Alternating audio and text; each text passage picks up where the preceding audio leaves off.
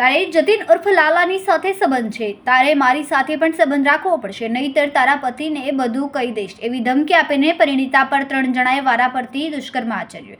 હવસખોરના ત્રાસથી કંટાળીને પરિણીતાએ પતિને વાત કરતા આખો મામલો પોલીસ સ્ટેશને પહોંચ્યો. મૈદરપુરા પોલીસે 30 વર્ષીય પરિણીતાની ફરિયાદ લઈને બળાત્કારનો ગુનો દાખલ કર્યો. બીજી તરફ પોલીસે બળાત્કારના ગુનામાં જતીન ઉર્ફ લાલુ રમેશ રાણા, પિયુષ લક્ષ્મણ ઉત્તેકર અને તેનો ભાઈ વિશાલ લક્ષ્મણ ઉત્તેકરની ધરપકડ કરી છે. ત્રણેય આરોપીઓ 30 થી 35 વર્ષના છે. એટલું જ નહીં, ત્રણેય પરિણીત છે અને સંતાનો પણ છે. પોલીસે કહ્યું કે શરૂઆતમાં વર્ષ 2016માં પરિણીતા જોડે જતીન ઉર્ફ લાલુ રાણાએ મિત્રતા કરી હતી. પછી પરિણીતાની મરજી વિરુદ્ધ શરીર સંબંધ બાંધ્યો હતો.